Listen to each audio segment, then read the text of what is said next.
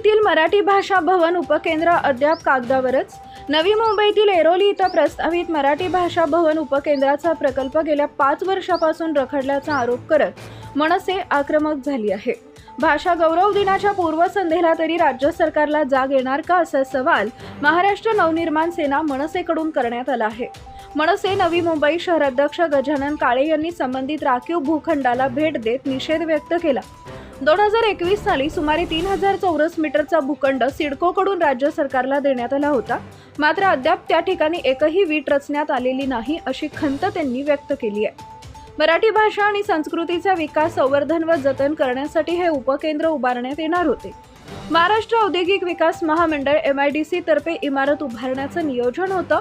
या इमारतीमध्ये मराठी भाषा संचालनालय, विश्वकोश महामंडळाचे कार्यालय, सभागृह, बालविभाग तसेच ज्येष्ठ नागरिकांसाठी दालन सुरू करण्याचा मानस होता। मात्र हा संपूर्ण प्रकल्प अद्याप कागदावरच असल्याचा आरोप मनसेनं केला आहे।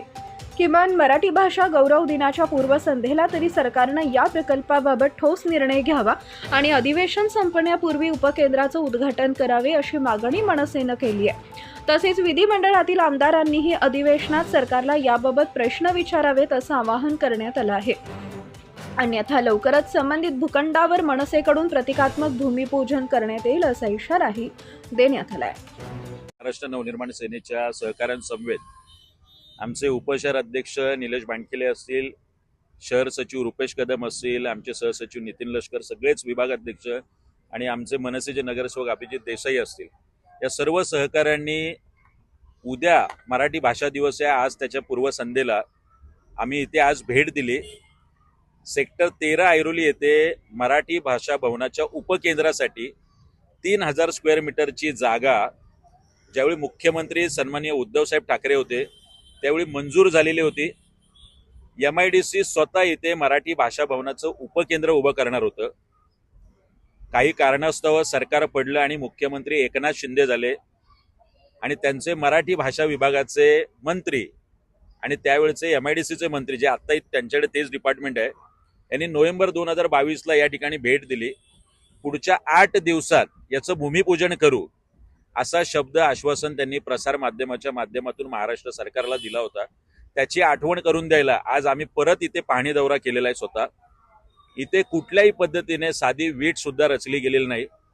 26 कोटी रुपये महाराष्ट्र राज्य सरकारच्या बजेटमध्ये मंजूर होतात, मात्र मराठी भाषेला, मराठी माणसाला कायम गृहीत धरण्याचं काम या राज्य सरकारकडून होतंय। त्यामुळेच अद्याप मराठी भाषा भवनाच्या उपकेंद्राची वीट रचली गेलेली नाही। सरकारचा आम्ही निषेध करतोय। आता अधिवेशन सुरू आहे, खरं तर इथल्या दोनही आमदारांनी हा विषय अधिवेशनात मांडणं गरजेचं आहे। महाराष्ट्रातल्या प्रत्येक आमदारांनी मांडलं पाहिजे, कारण हा काय फक्त नवी मुंबईचा विषय नाहीये, पण नवी मुंबईत उपकेंद्र होतंय, त्याच्यामुळे नवी मुंबईतले एक सांस्कृतिक वैभव या नवी मुंबईला प्राप्त होईल। आज आम्ही पाहणी केली, पुढच्या 7 दिवसात जर राज्य सरकारने इथलं भूमिपूजन केलं नाही, प्रतिकात्मकरित्या महाराष्ट्र नवनिर्माण सेना म्हणून आम्ही इथे विधिवत भूमिपूजन करणार हा इशारा सुद्धा आम्ही राज्य सरकारला देतोय। Subscribe now and press the bell icon. Never miss an update.